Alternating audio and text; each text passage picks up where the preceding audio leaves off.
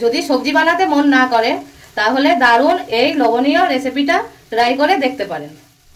খেতে কিন্তু খুবই ভালো লাগে আর মাত্র 10 মিনিটেই তৈরি হয়ে যায়। তো চলুন আজকে এই 10 মিনিটের রেসিপিটা শুরু করি।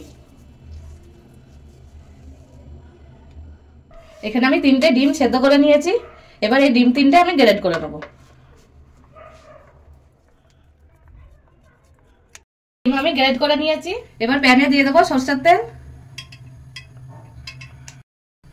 তেলে দিয়ে দেবো অল্প গোটা জিরে আর একটা শুকনো লঙ্কা। এগুলো একটু নেড়ে চেড়ে নেব। এবার দিয়ে দেবো কুচনো পেঁয়াজ। পেঁয়াজগুলো একদমই ছোট ছোট করে কেটে নিয়েছি। এবার পেঁয়াজগুলোকে একটু ভেজে নেব। পেঁয়াজ ভাজা হয়ে গেছে। এবার দিয়ে দেবো কুচি করে রাখা টমেটো আর দিয়ে দেবো কুচি করে রাখা লঙ্কা। এবার দিয়ে দেবো স্বাদ মতন লবণ আর হলুদ দিয়ে দেবো অল্প। জিরে গুঁড়ো দিয়ে দেবো 1 চামচ, ধনে গুঁড়ো দিয়ে দেবো 1/2 চামচ আর লঙ্কার গুঁড়ো দিয়ে দেবো 1 চামচ।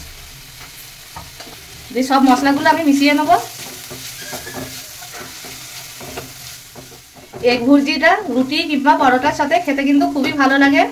আপনারা চাইলে গরম ভাত দিয়েও খেতে পারেন। মশলার সাথে পেঁয়াজ টমেটো ভাজা হয়ে গেছে। এবার এই গ্রেট করে রাখা এগটা দিয়ে দেবো। আপনাদের যদি আমার এই রেসিপিটা ভালো লাগে তাহলে ইউটিউব থেকে যদি দেখে থাকেন চ্যানেলটা সাবস্ক্রাইব করে দেবেন আর যদি ফেসবুক থেকে দেখে থাকেন পেজটাকে ফলো করে দেবেন। মশলার সাথে ডিমের সাথে মিশানো হয়ে গেছে ভালোভাবে। আরো 2 থেকে 3 মিনিট মতন আমি রান্না করে নেব। এগ ভুর্জিটা তৈরি করা হয়ে গেছে। এবার আমি ওপর থেকে দিয়ে দেবো ধনেপাতা কুচি।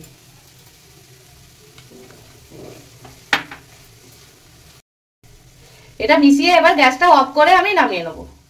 এই রেসিপিটা যদি আপনাদের ভালো লেগে থাকে তাহলে ভিডিওটাকে লাইক করে দেবেন আর কমেন্ট করে আমাকে জানাবেন যে আপনাদের কিরকম লাগলো আর বন্ধুদের সাথে শেয়ার করবেন।